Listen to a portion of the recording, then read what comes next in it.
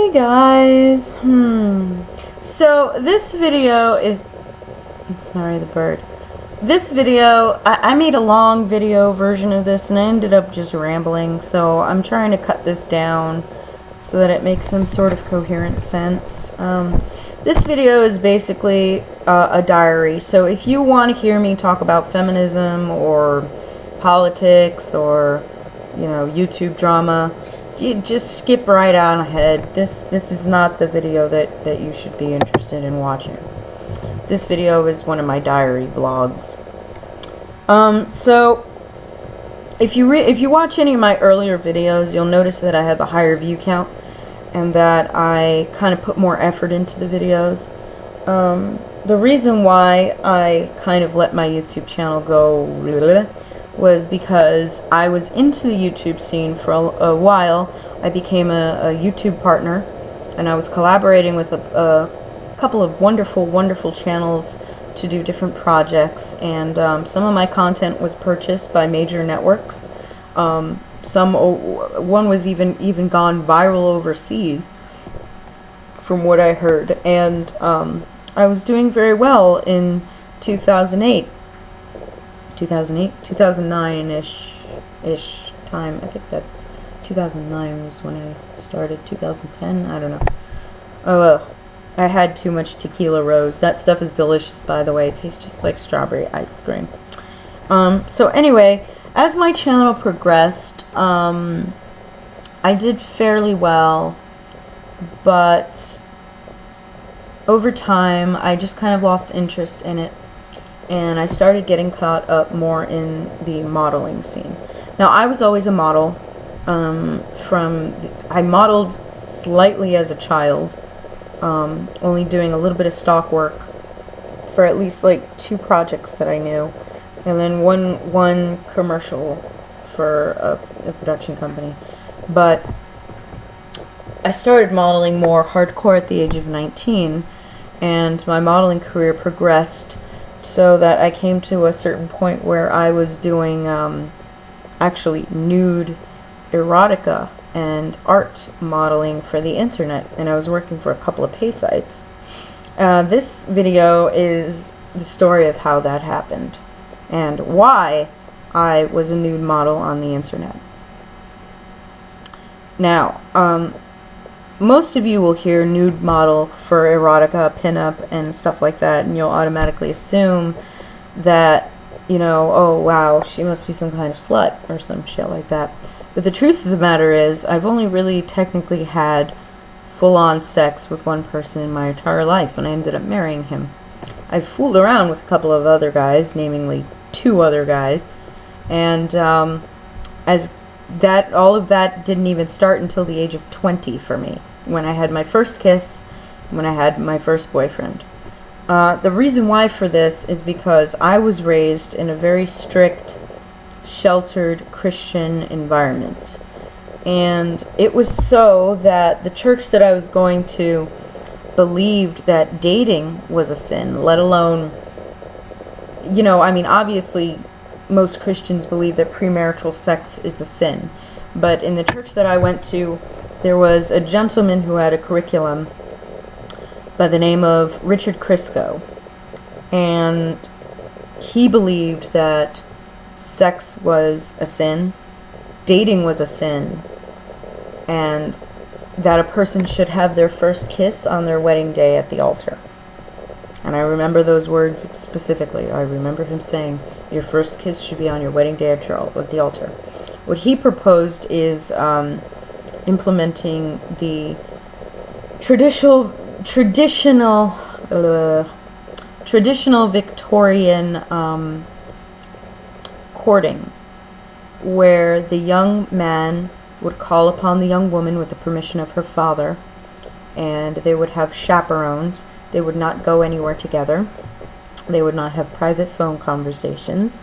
They would always be under supervision, and after a time, the young man and his parents would approach the young woman's father and ask for her hand in marriage.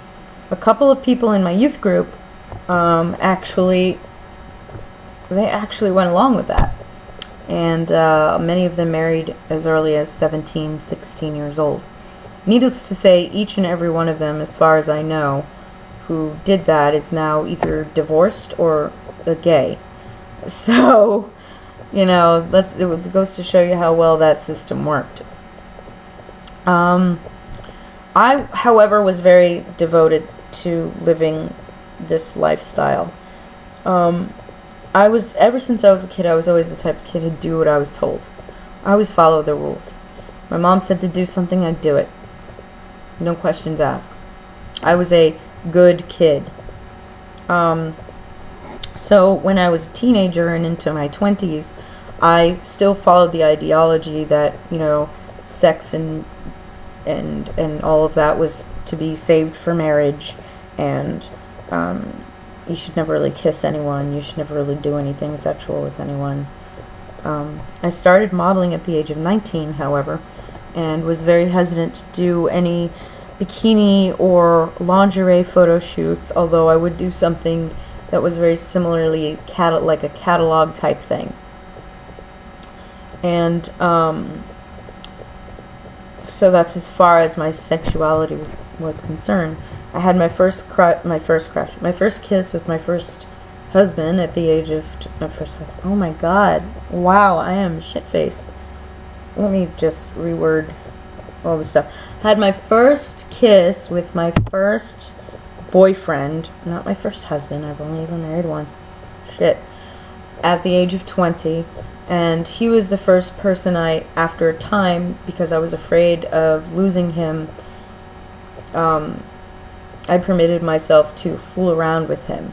But it was very one-sided in the sense that I did not allow him to engage anyway with me, and I would just do it to keep him happy. Needless to say, that system didn't work very well, and after a while, he dumped me. Understandably so.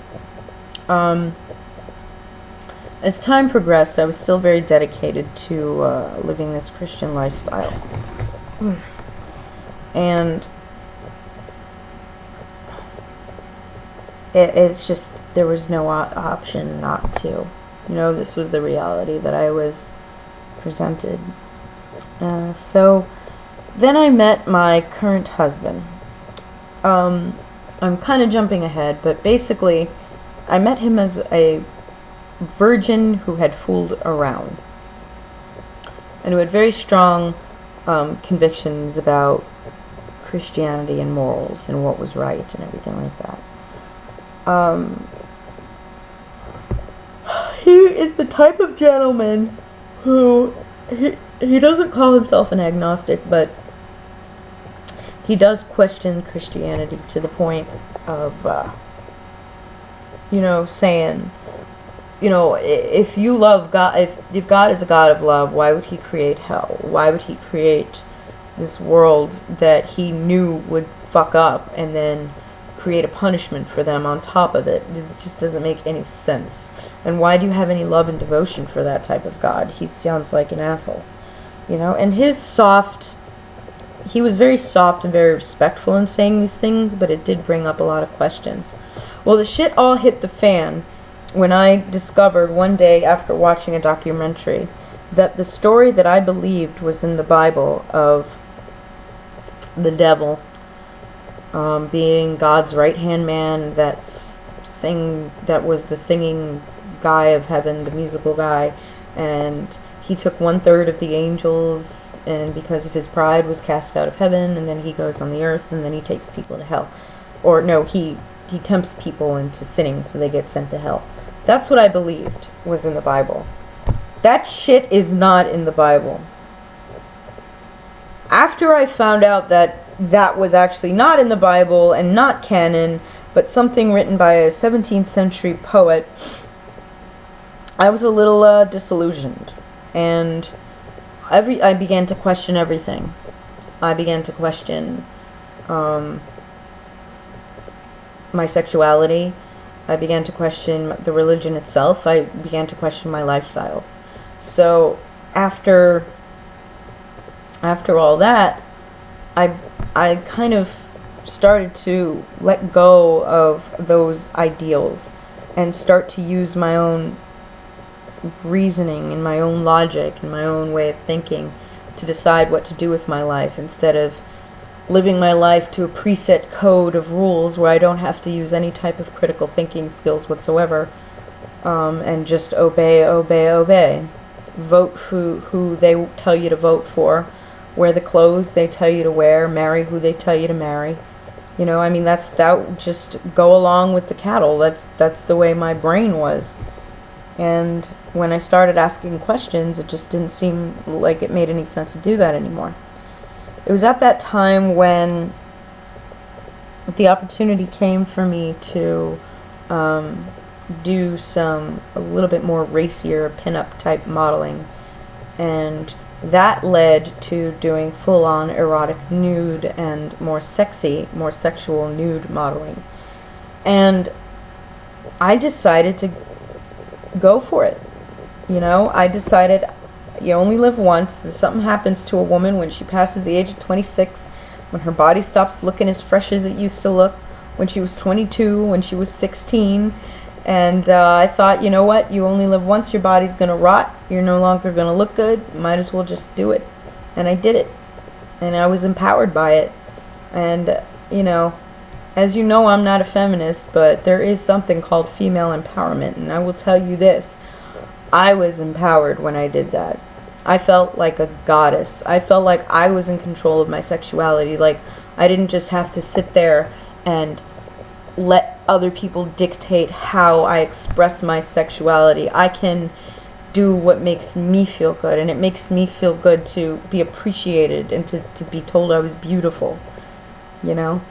It made me feel good to walk into a room and with lights and cameras and just put it out there and be as gorgeous as I possibly can. It felt fabulous. And I worked with a lot of photographers in this, and majority of them were pretty respectful. I actually don't think I ever came across a pervy photographer. The biggest problem I had with photographer was, one, reliability, 'cause some of them just were irresponsible. You know, they'd be like, yeah, we had pictures last year, and then I sent them a year later. Or some of them would have a creative vision that wouldn't necessarily match mine, and then we would clash. But other than that, most of the photographers I worked with were pretty awesome. And then I started developing a fan base after doing the nude modeling in the Erotica. I never did any hardcore pornography, although I was an extra in a porn once. And in that porn, I did not do anything sexual. I was just an extra drinking free beer and getting $100. That was an experience, and I'll make another video talking about that. But yeah, I only ever really did tasteful nudes, not because I thought those were better than doing hardcore porn. I mean, if that's what you want to do as a model, I feel that you have a right to express your sexuality any way you want. But that wasn't right for me. That just wasn't what I wanted to do. You know, so I enjoyed my time as a nude model. And I finally ended up quitting. As you can see, I had another video talking about SJWs ruining cosplay, and that was part of the reason why I left some of the cosplay modeling, but not entirely. I stopped doing erotic nude modeling because I just felt like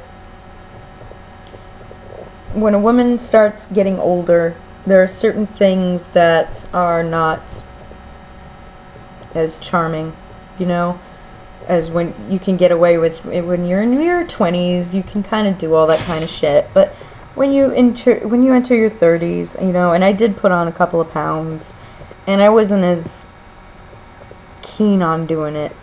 Who knows? I mean, if I were to get back in shape, maybe I might do some art modeling, but I don't think I'd want to do any more erotica because I just feel like I'm too old for it, you know. That's something cute you can do in your sassy little 20s, just to feel like, I did that, you know. And I'm very proud of doing that, because that's something I never thought I would have done.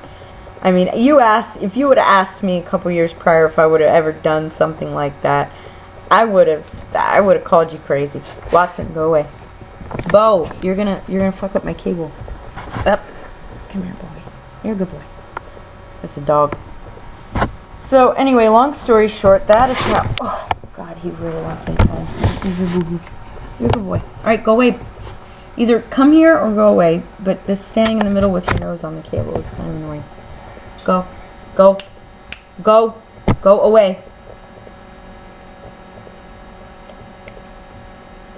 He's giving me a look. Long story short, that's how I came to doing it. It was really just about female empowerment. It was just about expressing my sexuality. I am a little bit of an exhibitionist. I do like to be looked at. I do like to be told I'm beautiful, and basically that did it for me. And it was great. And I developed a great fan base of a lot of great people, and it was fun. I would recommend it to anybody who has the confidence and the desire to just express themselves in that way. It's really fun. So yeah, that's the story of how and why I became a nude model.